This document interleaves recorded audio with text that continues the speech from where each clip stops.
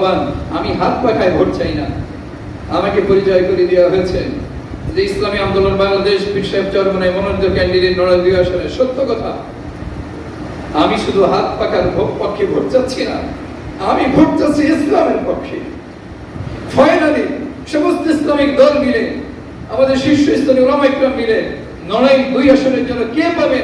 হাত পাকা পাবে না, দাড়িপাল্লা পাবে না, না ইসলামী ঐক্যজোট পাবে না, বট গাছ পাবে না, মিনার পাবে না, না রিক্সা মার্কা পাবে। এগুলো ইসলামিক দলের প্রতীকের কথা বলছি। কে পাবে আমি জানি না। যেই পাক, আমরা যদি এখন থেকে ডিটারমাইন্ড হই, ওয়াদাবদ্ধ হই যে আমি কাউকে চিনি না, আমি তাজুল ইসলামকে চিনি না, আমি জামাত ইসলামের ক্যান্ডিডেটকে চিনি না, আমি চিনি আল্লাহর দ্বীন প্রতিষ্ঠার জন্য যারা কোরআন হাদিসের কথা বলবে এমন একজন ইসলামিক লিডার যদি নড়াইলে দাঁড়ায়, কালিয়াতে দাঁড়ায়, আমি তার পক্ষে কাজ করবো। রাজি আছি না ইনশাআল্লাহ? সম্মানিত উপস্থিতি, যদি এখন আমরা সজাগ হতে পারি যে সুযোগ এই ভূখণ্ডে এসেছে, 54টি বছরের মধ্যে আমরা কোরআন হাদিস মোতাবেক সংসদ পরিচালনা করতে দেখি নাই, এটা আমাদের জন্য দুর্ভাগ্য।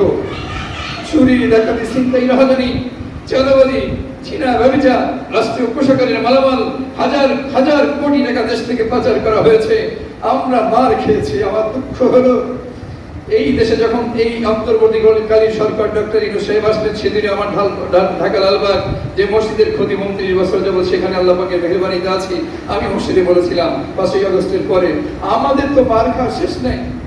ওলামা ইকরাম যখন আওয়ামী লীগ ক্ষমতায় থাকে তখন মার খায়, বিএনপি ক্ষমতায় থাকে তখন মার খায়, জাতীয় পার্টি ক্ষমতায় থাকলে মার খায়, তত্ত্বাবধায়ক সরকার ক্ষমতায় থাকলে মার খায়, অন্তর্বর্তীকালীন সরকার আসছে, ওলামা ইকরাম মার খাওয়ার জন্য প্রস্তুত কেন?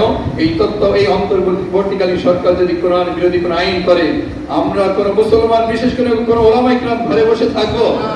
কখনো থাকার নজির আমাদের নাই।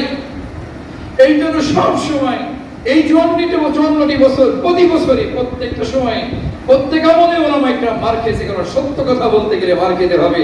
আমরা এখন মার খেতে রাজি, কিন্তু এমন একটা মৌকা এখন তৈরি হয়েছে, আপনারা যদি একটু জাগ্রত হন, একটু সজাগ হন, যদি কোরআন মোতাবেক হাদিস মোতাবেক সংসদ পরিচালনা করা যায়, এই নড়াইলে কোনো চুরি, ডাকাতি, ছিনতাই, রাহাজানি ইনশাআল্লাহ হবে না। কেন হবে না? আমাদের শাইখে চরমনাইকে একজন প্রশ্ন করেছিল, হুজুর আপনারা তো ইসলামী হুকুমত যদি কায়েম করেন, তা আমি তো একদম গাঁজা খাওয়ার, আমার গাঁজা খাওয়ার অবস্থাটা কি হবে? হুজুর প্রশ্ন করেছিলেন, বাবা তুমি কি মসজিদে যে কোনোদিন গাঁজা খেয়েছো? বলে না হুজুর, মসজিদ তো গাঁজা খাওয়ার জায়গা না, মসজিদ তো হিরোইন খাওয়ার জায়গা না। তো শাইখে চরমনাই বললেন, যদি ইসলামিক সরকার গঠন হয়, কোরআন ও হাদিস মোতাবেক যদি সংসদ পরিচালিত হয়, শুধু মসজিদ না, গোটা বাংলাদেশকে মসজিদের পরিবেশের মতো তৈরি করা হবে। তুমি নিজের থেকে তখন গাঁজা খাওয়া বন্ধ করে দিবা, তুমি নিজের থেকে চুরি করা বন্ধ করে দিবা, তোমার নিজের থেকে তুমি ছিনতাই করা বন্ধ করে দিবা। ঠিক কি ঠিক না? হিন্দু তার ন্যায্য হিস্সা পাবে। হিন্দু বলেন, বৌদ্ধ বলেন, খ্রিস্টান বলেন, সংখ্যালঘু বলেন, একজন গরিব মানুষ হোক, বিত্তশালী হোক, রাষ্ট্রীয় কোষাগার থেকে যে যতটুকু বিচার পাওয়ার কথা, যে যতটুকু হিস্সা পাওয়ার কথা, যে যতটুকু সেবা পাওয়ার কথা, ইনশাআল্লাহ ইসলামী রাষ্ট্র কায়েম হলে সাহাবা আজমাইনের মতো, আম্বিয়া আলাইহিমুস সালাতু ওয়াস সালামের মতো ঘরে ঘরে তার সেবা পৌঁছে যাবে। ঠিক কি ঠিক না?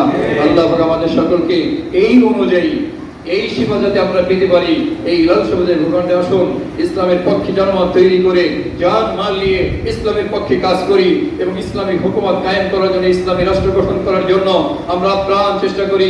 পীর সাহেব চরমনাই হুজুর উনি যে আহ্বান করেছেন, ওনার আহ্বানের সাড়া দিয়ে আমরা আজকে বললাম, হাত পাকা হোক আর যে প্রতীক হোক, ইসলামের পক্ষে যে প্রতীক আসবে আমরা তার পক্ষে কাজ করার চেষ্টা করব।